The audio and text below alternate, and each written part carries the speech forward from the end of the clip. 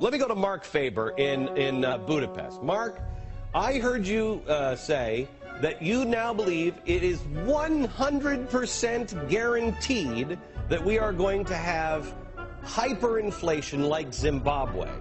Yes, that's correct. And if we destroy our currency, which is what the Obama plan might do, if we have hyperinflation, it's not going to matter how much money we have because we're not going to be able to buy anything with it. Well, Adrian, when you print gigantic amounts of money and you flood the world with money throughout history, that has led to inflation. If you're worried about $4 a gallon of gasoline, you better worry about an $8 a gallon of gasoline. The problem is we have a printing press. We can pay our debts by printing money. People think that hyperinflation can't happen here. Well, you know, the laws of physics works everywhere. If you throw a ball up in the air in Zimbabwe, gravity is going to bring it back down. You can't print phantom money out of thin air based on nothing and producing practically nothing without causing the dollar to devalue dramatically. That's not deflation, that's temporary. Quantitative easing is inflation. But they're going to blow us all up. So my question to you is, will you tell the American people to whom you lent $2.2 trillion of their dollars, will you tell us who got that money and what the terms are of those agreements? No.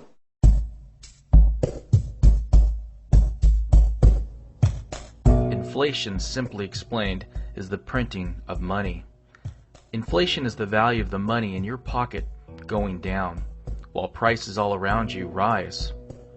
When gas prices rise, when your grocery bills go up, this is a symptom of inflation. The Federal Reserve is printing money out of thin air every day. If you have money in the bank, that money is decreasing in value. In other words, we should all be worried about inflation, because it affects the prices of everything you use on a daily basis. There have been good men warning us for years about inflation. Jim Rogers, Peter Schiff, Mark Faber, Ron Paul, and many others. They have spoken about the uncontrollable spending that will lead to the total collapse of the United States. And then there have been those in power who have ignored the warnings. George W. Bush, Ben Bernanke, Timothy Geithner, Barack Obama, Nancy Pelosi, and all of Congress. We will show you how these individuals, through stimulus plans, bailouts, low interest rates, and the ever-expanding balance sheet of the Federal Reserve, will lead to the destruction of the U.S. currency. We owe the world probably as much, if not more, than Germany owed, only we didn't incur this debt fighting a war. We incurred it remodeling our houses and buying cars and television sets and iPods and all these little gadgets that we didn't need, and now we owe the world trillions, and we're reaching for the printing press to pay it back. Never before in world history were people able to buy houses with no money down.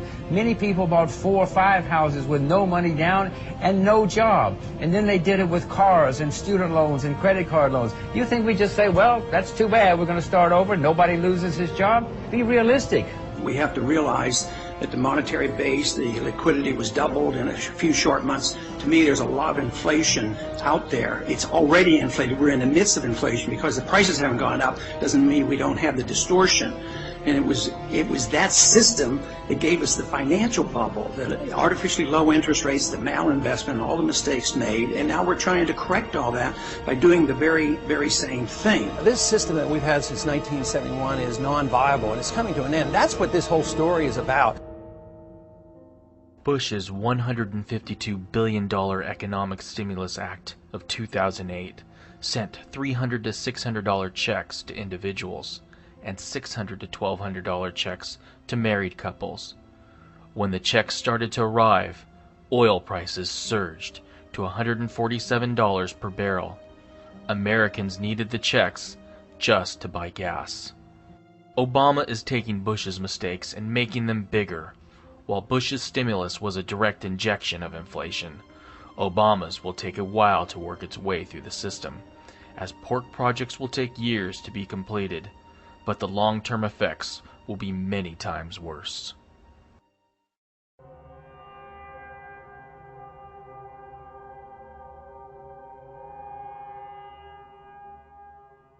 the Obama budget deficits, I mean, they dwarf anything that Bush had. I mean, it's ironic that Obama is now trying to criticize Bush for running up the deficit, as he's running it up through the roof, $2 trillion in his first term.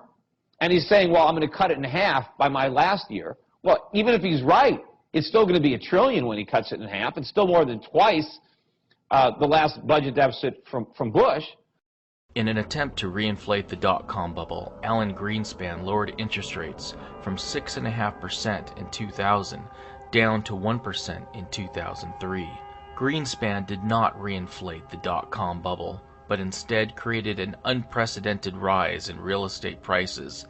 Now, in an attempt to reinflate the real estate bubble, Ben Bernanke has lowered interest rates from 5.25% in June of 2006 to their current level of 0%. Tell me, what is the worst case scenario? So we have so many economists coming on our air and saying, oh, this is a bubble and it's going to burst and this is going to be a real issue for the economy. Some say it could even cause a recession at some point. What is the worst case scenario if, in fact, we were to see prices come down substantially across the country? Well, I guess I don't buy your premise. It's a pretty unlikely possibility. We've never had a decline in house prices on a nationwide basis. So what I think is more likely is that house prices will slow, maybe stabilize, might slow consumption spending a bit. I don't think it's going to drive the economy too far from its full employment path, though. The motor vehicle sector may already be showing signs of strengthening. After having cut production significantly in recent months, in response to the rise in the inventory of unsold vehicles, automakers appear to have boosted the assembly rate a bit in November, and they have scheduled further increases for December. There's not much indication at this point that subprime mortgage issues have spread into the broader mortgage market, which still seems to be healthy, and the lending side of that still seems to be healthy. I'm hopeful that, and I'm confident, in fact, that the bank regulators will pay close attention to the kinds of loans that are being made. Confident the bank regulators will pay close attention to the kind of loans being made? Come on, Ben. How could you have confidence when the industry was pushing ads like this? That's not the point. What is the point? What? I love that house. Plus the schools. The kids are 3 and 1. They're gonna grow up. What? Suzanne researched this. This listing is special, John. You guys can do this. We can do this. Okay. Are you kidding me? This is awesome. See the size of that garage? Yes. Oh, that's great. Now let me get to work. And it wasn't just Ben Bernanke's incompetence. Congress did its part too.